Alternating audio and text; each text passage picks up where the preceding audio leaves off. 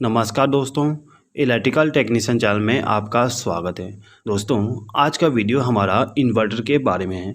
दोस्तों, इसके पहले मैंने इन्वर्टर के वायरिंग के बारे में ऑलरेडी एक वीडियो बना चुका हूं, लेकिन उस वीडियो को देखने के बाद आपके माइंड में थोड़ा सा डाउट और कन्फ्यूजन आ गया था।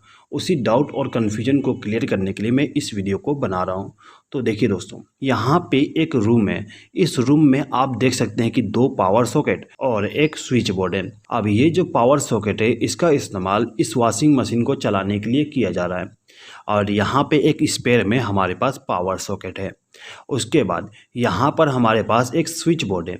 अब ये जो स्विच बोर्ड है, इसमें 3 स्विच है और तीनों स्विच के द्वारा हमारा जो बल्ब, फैन और ये सॉकेट है उसको कंट्रोल किया गया है। अब यदि हमें इस रूम में इन्वर्टर का कनेक्शन करना है तो हमें चाहिए एक इन्वर्टर और एक बैटरी। दोस्तों, ये जो बैटरी है वो क्या करता है, पावर सप्लाई को स्टोर करके रखता है और ये जो हमारा इन्वर्टर है वो क्या करता है, डीसी पावर सप्लाई को एसी में कन्वर्ट करता है। अब ये जो हमारा इन्वर्टर है उसके कुछ और बेनिफिट हैं, जैसे कि यही इन्वर्टर हमारा इस बैटरी को चार्ज करेगा। उसके साथ साथ में इस इन्वर्टर में एक चेंज ओवर स्विच भी होता है। इसके बारे में आपको आगे बताऊंगा। अब दोस्तों देखिए, ये जो हमारा इन्वर्टर होता है इसमें 3 केबल होते हैं। एक तो रेड केबल, दूसरा ब्लैक केबल और एक ये वाली केबल। तो इन सभी केबलों को किस प्रकार से कनेक्शन करेंगे एक बार समझ लीजिए। ये जो रेड केबल होता है उसको हमें इस बैटरी के पॉजिटिव टर्मिनल के साथ कनेक्ट करना होता है और ये जो ब्लैक केबल है उसको हम बैटरी के नेगेटिव टर्मिनल के साथ कनेक्ट करते हैं। अब यहाँ पे दोस्तों देखिएगा, ये जो केबल है ये हमारा चार्जिंग केबल होता है, यानी कि इस इन्वर्टर को एसी पावर सप्लाई देने के लिए हम इस केबल का इस्तेमाल करते हैं। तो इस इन्वर्टर को पावर सप्लाई देने के लिए हम यहाँ पे एक 3 पिन प्लग टॉप का इस्तेमाल करते हैं और उसके बाद हम क्या करते हैं कि ये जो हमारा केबल है उसको ले जाके इस प्लग टॉप के साथ कनेक्शन कर देते हैं। दोस्तों, ये जो हमारा प्लग टॉप है इसमें 3 पिन होता है। एक तो हमारा अर्थिंग के लिए, दूसरा फेस के लिए और तीसरा न्यूट्रल सप्लाई के लिए। दोस्तों, लास्ट वीडियो में आप लोगों ने कमेंट करके पूछे थे कि सर ये जो हमारा इन्वर्टर है उसको अर्थिंग किस प्रकार से मिलेगा। दोस्तों देखिए, ये जो हमारा प्लग टॉप है उसको हमें इस सॉकेट में कनेक्ट करना पड़ता है। अब जब हम इस प्लग टॉप को इस सॉकेट में कनेक्ट करते हैं तो क्या होता है, जो फेस सप्लाई, न्यूट्रल सप्लाई और जो अर्थिंग है वो इस इन्वर्टर में चली जाती है। अब ये जो हमारा वायर है यानी कि केबल है, इसका जो ग्रीन वायर होती है उसको हम इस इन्वर्टर के बॉडी के साथ कनेक्ट करते हैं, जिससे क्या होता है, जो अर्थिंग है वो यहाँ से निकल के इस इन्वर्टर के बॉडी में चली जाती है। इसीलिए इस इन्वर्टर को हमें अलग से अर्थिंग देने की ज़रूरत नहीं पड़ता। तो आई होप कि जो आपका डाउट था कि इन्वर्टर को हम अर्थिंग क्यों नहीं कनेक्ट किए वो क्लियर हो गया होगा। दोस्तों, अब हमें इस इन्वर्टर के द्वारा आउटपुट पावर सप्लाई लेना है। तो आउटपुट पावर सप्लाई हमें इस सॉकेट के द्वारा मिलता है, यानी कि ये जो हमारा सॉकेट है इसका जो दाहिना पिन है उसमें हमें फेस सप्लाई मिलता है और जो बाएं वाला पिन होता है उसमें हमें न्यूट्रल सप्लाई मिलता है। ठीक है दोस्तों, तो हमें क्या करना होता है यहाँ पे समझ लीजिए। हमें क्या करना है कि यहाँ से पावर सप्लाई लेना है तो एक प्लग टॉप का इस्तेमाल करना पड़ेगा। इसी प्लग टॉप को यहाँ पे कनेक्ट करके हम पावर सप्लाई को लेके जाएंगे। दोस्तों, यहाँ पे आप एक चीज़ समझ लीजिए, जो हमारा इन्वर्टर होता है उसको हम कम लोड वाले इक्विपमेंट को चलाने के लिए इस्तेमाल करते हैं, जैसे कि हमारा बल्ब हो गया, फैन हो गया, सॉकेट हो गया। इस प्रकार के इक्विपमेंट को चलाने के लिए हम इन्वर्टर का इस्तेमाल करते हैं। दोस्तों, ये जो हमारा इन्वर्टर होता है उसके द्वारा हम वॉशिंग मशीन को चलाते नहीं हैं, क्योंकि ये जो हमारा वॉशिंग मशीन है वो ज़्यादा लोड लेता है। अब यदि आप इस मशीन को इन्वर्टर के द्वारा चलाना चाहते हैं तो आपका जो बैटरी है उसका कैपेसिटी बहुत ज़्यादा होना चाहिए। इसलिए हम क्या करते हैं, जो हमारे घर में कम लोड वाली इक्विपमेंट है उसको चलाने के लिए इस्तेमाल करते हैं। अब दोस्तों देखिए, ये जो हमारा स्विच बोर्ड है, यदि इस स्विच बोर्ड में हमें इन्वर्टर का पावर सप्लाई के द्वारा कनेक्शन करना है तो हम क्या करते हैं कि ये जो हमारा स्विच बोर्ड में इनकमिंग पावर सप्लाई आई थी फेस वाली, यानी कि जो हमारा मेन पावर सप्लाई आई थी इस स्विच बोर्ड में, उसको हमें रिमूव करना पड़ेगा। तो हम क्या करेंगे, ये जो वायर यहाँ से लूप किए थे उसको रिमूव कर देंगे। अब ये जो हमारा स्विच बोर्ड है इसको फेस सप्लाई नहीं मिल रहा है। अब हमें क्या करना होता है कि ये जो हमारा प्लग टॉप है इसमें से जो दाहिना पिन है यानी कि ये वाली, इस पिन से हम एक वायर को कनेक्ट करके लाएंगे और इसको ले आके किसी भी एक स्विच के साथ कनेक्शन कर देंगे। अब यहाँ पे दोस्तों देखिएगा, यहाँ पर हमने एक वायर के द्वारा सभी स्विच को इनकमिंग पावर सप्लाई दे दिए हैं। अब इसके आउटगोइंग पावर सप्लाई को हम किसी प्रकार का चेंजेस नहीं करते हैं, पूरा सेम टू सेम रहेगा। दोस्तों, यहाँ पे हमारा जो इन्वर्टर का कनेक्शन था वो कंप्लीट हो गया है। दोस्तों यहाँ पे आपके माइंड में एक डाउट आ रहा होगा कि सर आपने यहाँ पे न्यूट्रल सप्लाई का कनेक्शन तो किए नहीं और आप बोल रहे हैं कि आपका जो इन्वर्टर का कनेक्शन है वो कंप्लीट हो गया। दोस्तों इसी प्रकार का कन्फ्यूजन आपके माइंड में लास्ट वीडियो में भी आया था। उस वीडियो में आप लोगों ने कॉमेंट किए थे कि सर आपने न्यूट्रल सप्लाई का कनेक्शन करना भूल गए, सर आपने न्यूट्रल सप्लाई का कनेक्शन नहीं किया तो कैसे हमारा जो बल्ब है और फैन जो है वो कैसे वर्क करेगा। सर यहाँ पे यदि हमारा जो मेन पावर सप्लाई है वो फेल हो जाता है तो किस प्रकार से हमारा बल्ब फैन वर्क करेगा। सेम टू सेम क्वेश्चन था दोस्तों आपने किए थे कि सर आपने जो न्यूट्रल सप्लाई है वो क्यों यूज नहीं किए। तो एक बात समझ लीजिए दोस्तों, आपको मैं बता देता हूँ कि यहाँ पर हम न्यूट्रल सप्लाई का यूज क्यों नहीं किए।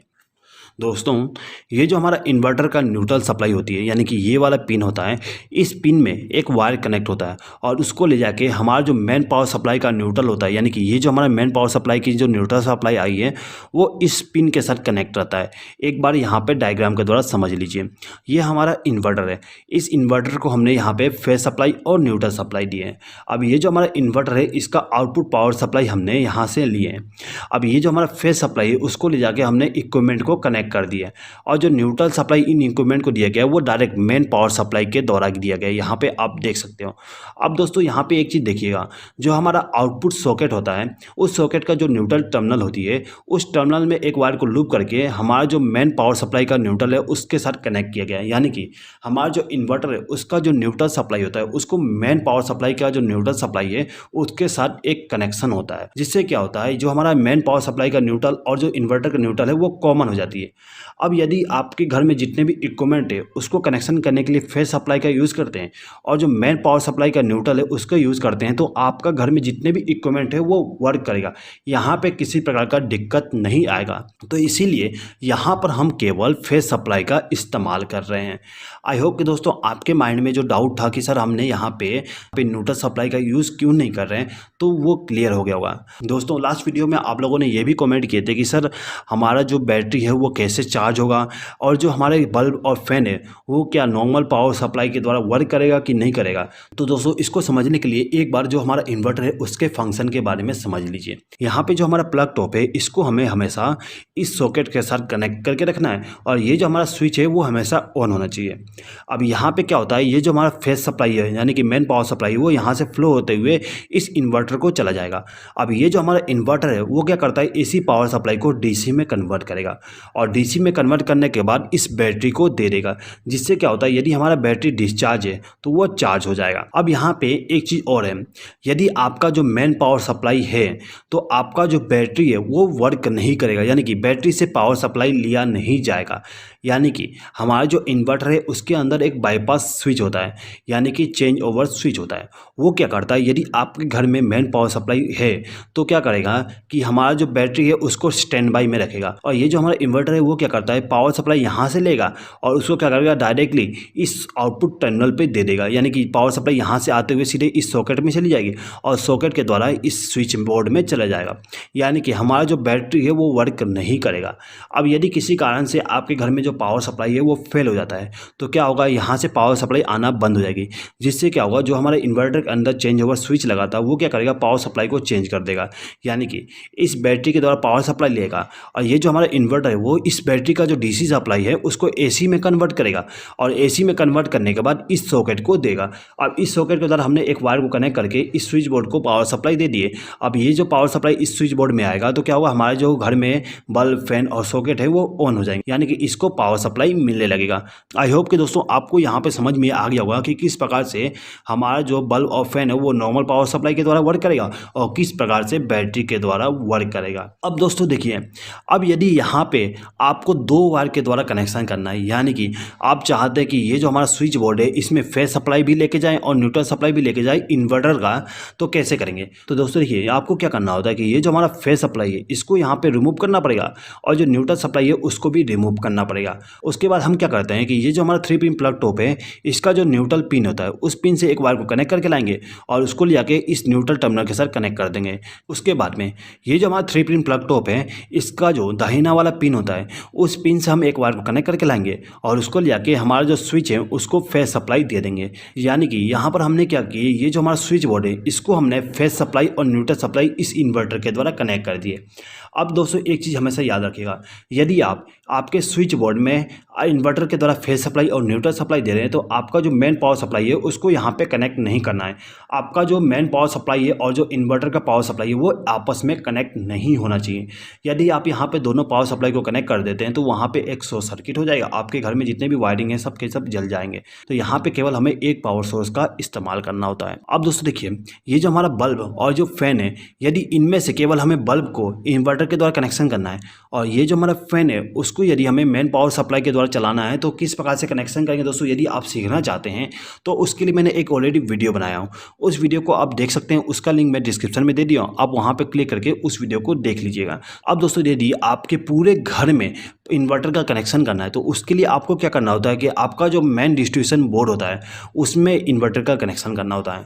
दोस्तों यदि आप सीखना चाहते हैं कि किस प्रकार से हम मेन डिस्ट्रीब्यूशन बोर्ड में इन्वर्टर का कनेक्शन करेंगे तो उसके लिए मैंने ऑलरेडी एक वीडियो बनाया था, उस वीडियो को आप देख सकते हैं। उस वीडियो का लिंक मैं डिस्क्रिप्शन में दे दूंगा, आप वहाँ पर क्लिक करके उस वीडियो को देख सकते हैं। आई होप कि दोस्तों आपके जितने भी डाउट हैं सब के सब क्लियर हो गया होगा। दोस्तों यदि आपको ये वीडियो पसंद आए तो प्लीज़ इस वीडियो पर लाइक शेयर और कमेंट कर दीजिएगा और यदि आपने अभी तक हमारे चैनल को सब्सक्राइब